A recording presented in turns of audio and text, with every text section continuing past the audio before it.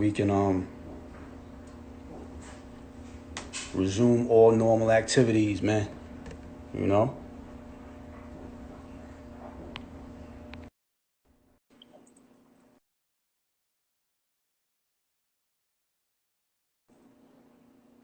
Definitely. Yeah. Yo, Yo, Big bro, damn, I can't even see you. you can't see me yet? yeah, Yeah. Yo. Can you see me now? Yes, sir. What up, boy? How you? Salute. What up, bro? Oh, man, I'm just trying to make it, brother. You What's know, going What's going on with you? man, just getting ready. You know, they're about to start Yeah. about to put us back in the gym. So, Yeah. Okay. But listen, man, first and foremost, man, on behalf of myself and my brother, my partner, K Jamal, and everybody on the check-in, everybody tuning in, we want to first thank you in advance. thank you, man. Nah, man, taking the time out of your precious schedule, man, to chop it up with us, to kick it with us, and to Yeah. just to fill the people in on your journey, so to speak, man. So again, man, appreciate you, man. For those that don't know, if you've been living under a rock for the past 20, 30, 40 years, we are chopping it up with when you talk about New York City basketball, you can't talk about New York City basketball and not mention this man's name. You know what I mean? A legend in the city, a legend, period, an icon. We got God Shammgod. You know what I mean? Got to give it up. Got to give it the Nah, proper production. nah, Got to give. I appreciate you. I appreciate you. You know, we supposed to been did this, so Oh, come on, man. Yeah, I definitely appreciate you. You know what I'm saying, being with me. You know what I'm saying. You know, trying to get it together and all that. no, But listen. it's all good. No, come on, man. I already know how it go. I can only imagine, man. You doing your thing. We Mhm. all extremely proud of you. Yeah, I appreciate it. This is pretty much platform podcast. My man Darren on here. Who that? My man Darren from my block. Okay. Well, Salute. I'm from his block. Okay. Well, listen, man. Salute. Yeah, Um, definitely. we basically pay homage to all the guys like yourself and the guys, the Tyrone Grants, the Charlton Clarks, the Kareem Reeds, everybody that Yeah, have definitely. have left their mark on the game, man. And Hmm. so this is just us paying homage and giving you your flowers while you're still here, man. Oh man, I One, appreciate it. one of the first questions that I have is, how did you when did it start for you with the Rock? Like, how did you get introduced to the game, and how did you fall in love with the game? I mean, when because you know, for people that don't know, you know, I was born in Brooklyn in Kings County Hospital, Yeah. and you know, my father's a 5%er, so that's how I got my name. And he used to train boxers like Mark Breland and a couple of Okay. people that was like Golden Gloves, stuff like that. And you know, when him and my mom split, my pops had went to jail when I was like 8 years old, Okay. 8 years old. And then from there on, I went to my mom's moved to Harlem with my aunts, you know. So, Okay. you know, so I moved to Harlem, and you know, when I first moved to Harlem, you know, I'm on Brooklyn time. I'm like, you know, Brooklyn, everybody fighting, everybody moving around, you know, gold caps, the half moon part, hat to the back. You know, I was on that time when I first moved uptown and stuff like that. And when I first moved uptown, it was just like a different world. You know what I'm Mm. saying? Because like back in the day, when I lived in Brooklyn, it was like, you know, it was gritty. You know, I lived like in the West Indian part. I used to live on Utica and Pickens Avenue.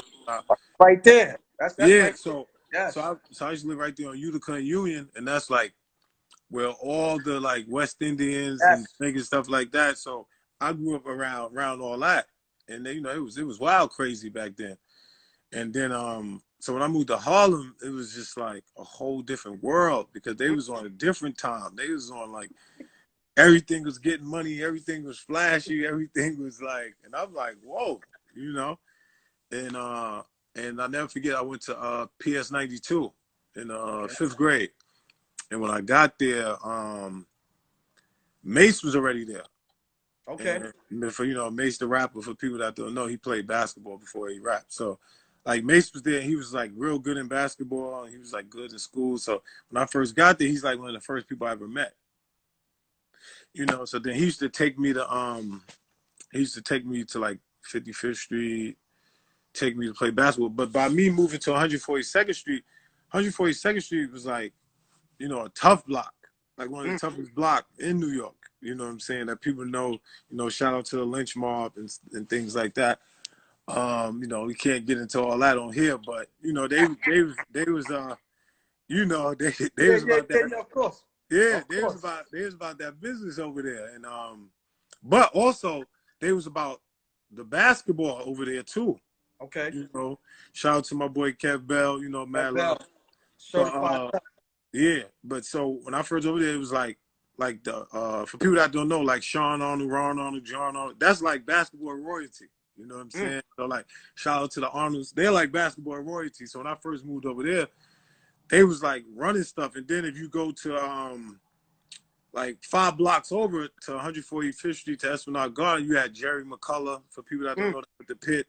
So they was like basketball royalty. So that whole little area was like basketball royalty, like Al, God bless him, dead, Black Widow, you know, he's part of Sean Arnold is part of his family. So they're from that block too. So Ali Mo's from the block. You know, I'm going from between 140th to 145th every day. So, you know, I got people that I'm growing up with, like Melvin McKee.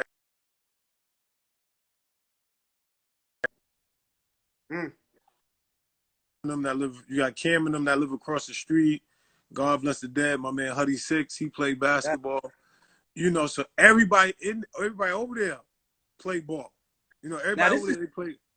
This is now you're in the 5th grade, and this is what it what it is. So this is my environment. You know what I'm saying? So like the best kid in the neighborhood, you know, shout out to my man, people don't know my man Marquis. We used to call him Biz Mark. You know, when he was like in the 6th grade, he shook Isaiah Thomas at this camp. So he was like big news. He was like the first big star play. So anybody that know basketball, you know, is a team called Young Life. So all of them played with like Young Life. So when I came uptown, that's the first place they took me. You know, shout out to the world famous coach, Thurman Player. You know, so you know it was people. Yeah, so it was like players like that. And like at this point, I still ain't really know how to play basketball. At all. I've never played basketball at all. So I used to come to the lunchroom, and Mason, all of them, they used to be doing this contest like where they get on one knee and everybody see who dribbled the longest between their legs. You know, just at the lunch table. You know what I'm saying? So, you know, it was a kid in my class named Kenny Head, for people that know Uptown. You know, he was nice at basketball. He died at a young age. And, you know, like I said, me growing up there was just so rich in basketball. And then playing with Young Life, going to Young Life every day, I'm seeing like, you know, people know him as Skip to My Lou, but I'm seeing like Rafe Alston. I'm seeing, you know, at this point, this when Stephon first started coming on the scene, you know, coming uptown and stuff like that. And, you know, my boy JaVale Naismith, you know, he played ball. Brandeis. Yeah, Brandeis, yeah, you know, JaVale's nice. Yeah. So, you know, so everybody up there is like, they at this age, they're already hooping. Like all of them already hooping because like they family, either coaches or commissioner, they already been in the basketball world. So I'm just coming up there. And I remember I used to always could play defense. I didn't really know how to like play basketball. I just knew how to play defense because I was just disciplined and I was tough. You know, coming from Brooklyn, I was tough. So I you know, so I used to be around them every day. We'd be out to like, man, we used to get up like 8 o'clock in the morning. I go to the cat's house. We out to like 1 in the morning. And this is like in the heart of Harlem, because you gotta think like in a radius, you got Cam, Mace. You got Big L is alive at this time. Big L is rapping and trying to play ball. Like everybody, either you rapping or you trying to play ball. Like at this and hustling at that point. So you know, I start going, and then one day, my boy Zig Mason, they took me to 155th Street. Yeah, so I'm still like I'm like in the 7th grade at this point. I go to 155th Street, and I mean, dudes are like superheroes. Like, you know, mind you, this is the whole scenery. I'm in a tree. in a In the tree, like a tree? big branch in the tree, like literally in the tree. So like when they show them old flicks of 55th Street, that's real. Like I'm in the tree with like 4 other dudes on a big branch just watching the game because it's so crowded. And like the first game I ever saw, I never forget. It was an all-star game. I saw Mike Boogie dribble between the future legs, Malloy Naismith. He got on his knees, like he just went between his legs this during the all-star game. And I'm like, yo, this is crazy. So I'm thinking like, I'm saying, you know, like I said, I'm like, yo, I've never seen nothing like this in my life at this point.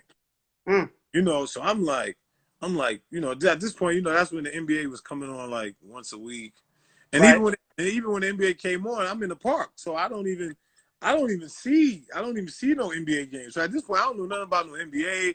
I don't know nothing about no Magic. I don't know nothing about none of that. You know, even though like Rafe and all them, they probably do because they know ball. Like at this point, like I said, I didn't know ball. You know what I'm saying? So I just knew about hanging out. You know, at this point, I was into wrestling and karate and shit like that coming from Brooklyn. That's what you'd be into. You know, so like I said, I go to 55th, and 55th just changed my life. Like it just changed everything for me. Like I'm like, cause you know, I see the girls, I see the hustlers, I see everybody. You know what I'm saying? So I'm like, man, this where you want to be. Like, you know what I'm saying? Because at that point, anybody that know Harlem, like whether you're at street ball, whether you're in the street getting money, back in the day, you're just as famous as the person that's on TV getting money. Crazy. To the people in Harlem.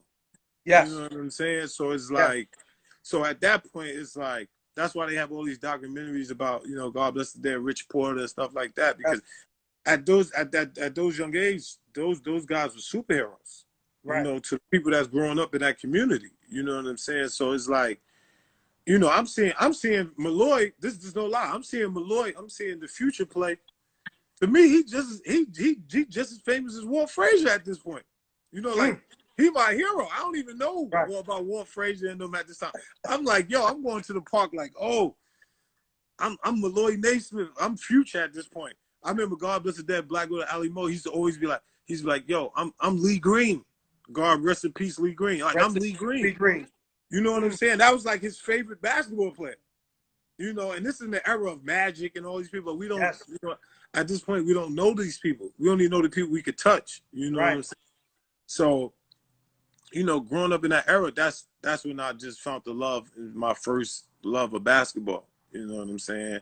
So then I leave PS 92, and I had a Spanish teacher named Mr. Hirschberg, and he was like, yo, I'll work. He was a Spanish teacher and the coach. You know, if you know back in the days when you're in school, you know, your teacher is the coach. So, you know, he took a liking to me, and, you know, and you know, he was like, man, I'm gonna put you on the team. You play defense, and like I said, at this time, Mace is like the star of the team, and everybody, you know, I'll be like Mace. So Mace leave, then I start getting good, and then I really didn't really get good till like the 7th grade. I went to a school called PS 175 on 135th Street, and you know, my gym teacher, you know, as people know now, it's called PE teacher or whatever, but my gym teacher is Tiny Archibald. Wow. Now, obviously you had no idea. Exactly. You had no idea who he was, and that's your gym teacher. Exactly. So at this point, because you know, just like kids think now, you know, if you're in the NBA, you like, oh, these people are rich. Like, you know, no matter what, you don't understand there's a life after basketball and things like that. So if you take up a certain job, life after basketball, people are like, man, what's going on? He don't supposed to be here. You know what I'm saying? So it's like, so at that point, I'm in the gym. I'm you know, like I said, I think I'm 55th Street. I'm in there getting all fancy. I'm doing all these moves and all that. You know, I don't know what the hell I'm doing. I'm just doing all these moves. And you know, it's kind of like how we say about kids today, where we be like, yo, you need to learn fundamentals. Like you trying to. So I'm in that era before that era. You know, so I'm doing all these tricks and all this other stuff. And he come up to me and he's like, you need to learn how to dribble before you could do all that. And I'm like, what? And this is my exact word. I said, man, this old dude don't know what the hell he talking about, man. You better stay away from me. You know what I'm saying? So I just walk off. I don't say nothing else. I don't walk off. But the one thing I used to do, I used to always get like cassette tapes. I was always a fan of basketball, so I used to watch, you know. So I get this cassette tape. I'll never forget, called Below the Rim, and they got like, oh yeah, my and God. they got like got Isaiah Thomas, Magic Johnson, Away. EJ, all Yes. these people. Yes. So in the middle of the tape, it got the old guys. Tiny. And Tiny saw it. Yeah. So like in the middle of the tape, it shows like Pistol Pete, Earl Monroe, and then it showed Tiny Archibald. So I'm sitting here, and I'm watching this film, and I'm like, even when I saw it, I'm like, there's no way this guy work at my school. Like, it's no way. You know what I'm saying? Because I'm like, he in the NBA. Yeah, because I'm like, he led the NBA in scoring assists, and he Hall of Fame. I'm like, there's no way this guy's in that work at my school. So I go back to school for a whole week straight. This is no lie. I'm just like sizing him up, but I don't want to say nothing. I'm just like, because I'm trying to make sure it's him. I'm like, you know, I keep looking like, nah, that can't be him. Like, nah, that ain't him. That ain't him. So then one day we was in open gym, and I'm playing. I'm doing some moves or whatever, and he was like, come here, can I ask you something? I'm like, what? And he's like, yeah, you know that move don't work, whatever. And I'm like, are you Tiny Archibald? And then he said, yeah. And I'm like, why you didn't tell me? And he's like, oh, you young. He like you young guys think y'all know everything. You know what I'm saying? So like from that, so then like right after that, he sat me down and we was talking, and he was like, you know, what type of player you trying to be and stuff and things like that. And I was like, well, I was telling him, I'm obsessed with dribbling because, you know, when I first started playing, I didn't know how to dribble and I didn't know the concept. Like when I first started playing, I used to grab the ball and just run to the rim. And everybody used to be like, yo, you got to dribble. This during the game. This is how much I didn't know how to play. But yo, Sham, this is now when you're doing this is like 10, 11 years old when you're grabbing. Yeah, this is actually at 11 when I first like got physically on the team. So mind you, at 11 years old, come on, you look at the 11-year-olds now. These dudes, these dudes ready to get drafted. You know what I'm saying? They mind. You know what I'm saying? So I'm at 11 years old. I'm grabbing the ball literally in the middle of the game, running to the rim, shooting. So everybody like, yo, you got to dribble. So everybody used to laugh at me so much because I used to be like, what you mean? I'm going to the basket. They're like, no, you got to dribble the ball. So I'm telling him, I'm like, yeah, I used to get teased a lot. And I'm like, so I need to learn how to dribble. So he was like, the best part of basketball is dribbling. And he was like, if you learn how to dribble, you will always be worth something to a team. So that kind of stuck with me like forever. So then like I said, I'm coming from Brooklyn.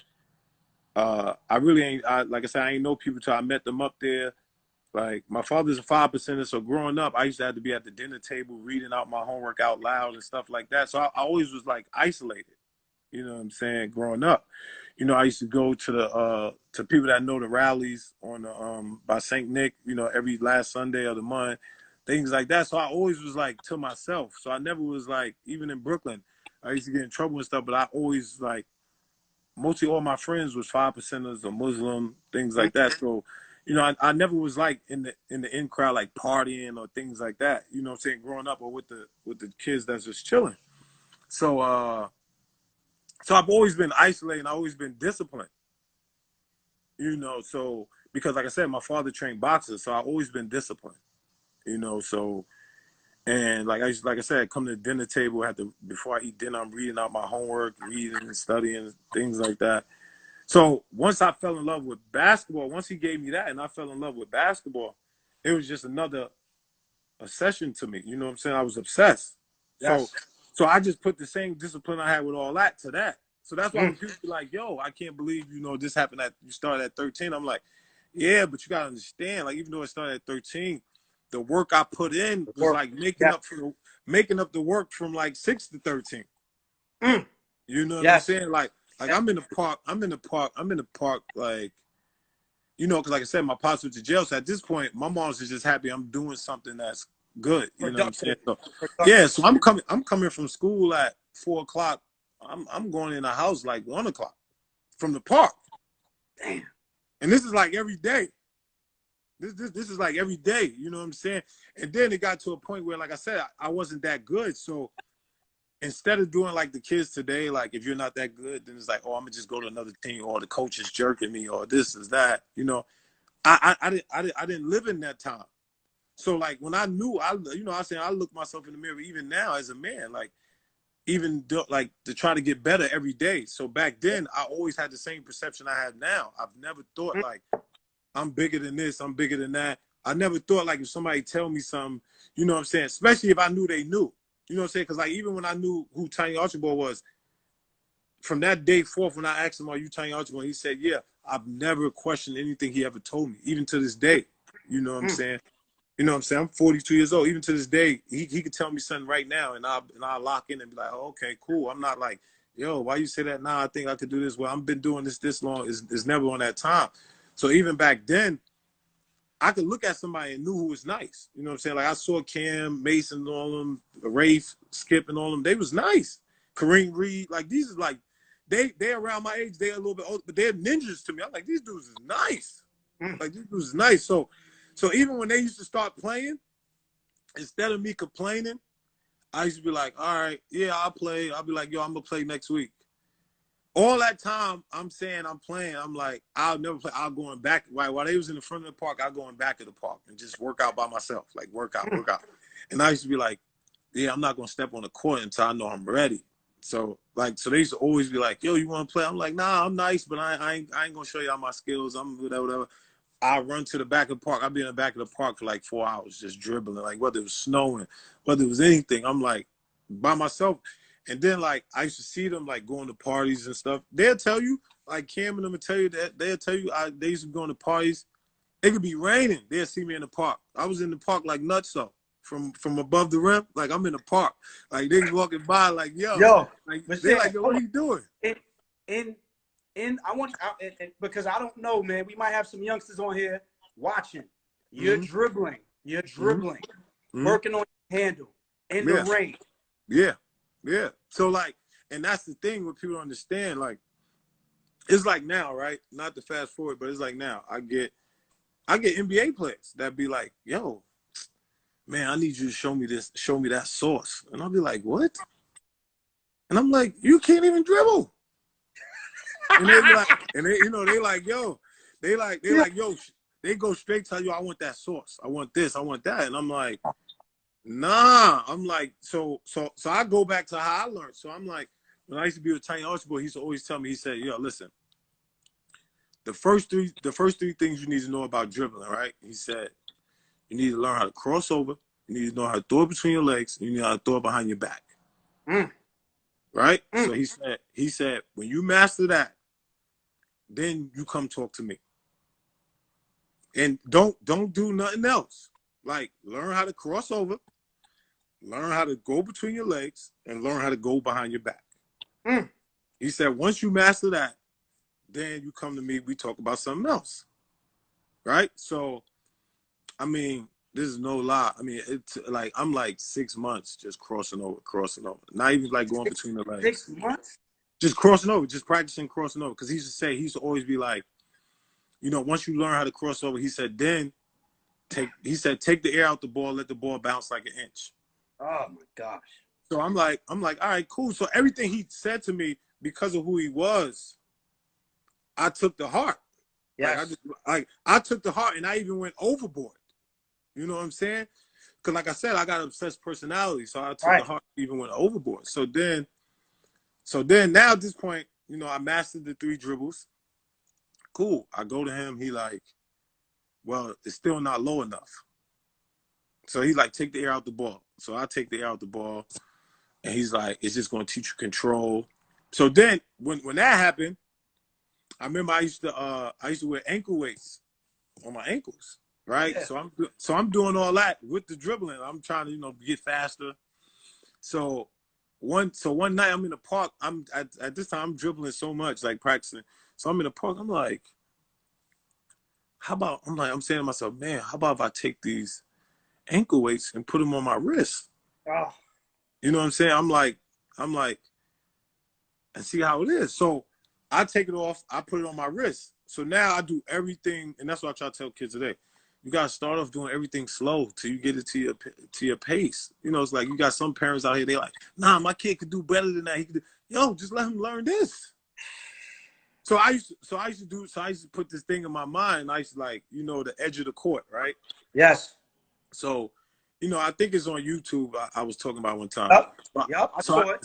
Yeah. So I used to put the ankle weights on my wrist, take the air out the ball so the ball could bounce like an inch, and then I used to get low and I'll dribble around the edge of the court, right? The whole court. So I go around the whole court twice, but I can't. Wherever I messed up at, I'll stop and start from there.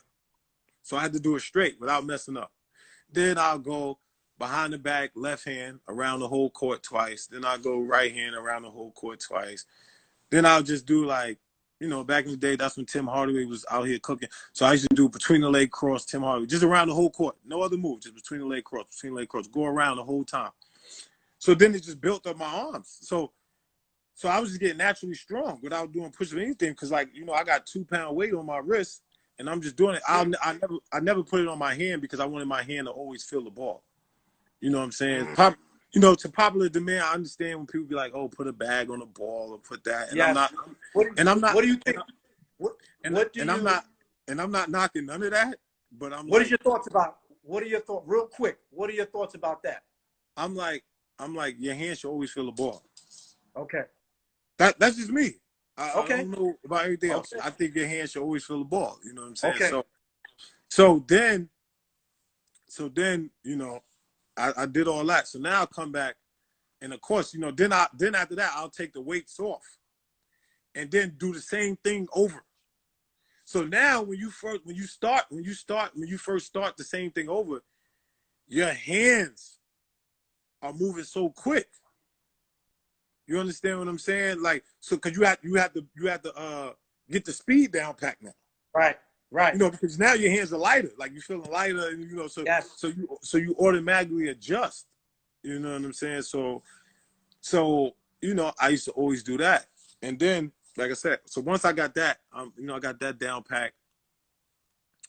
I go to Tiny. We sit and talk, and he's like,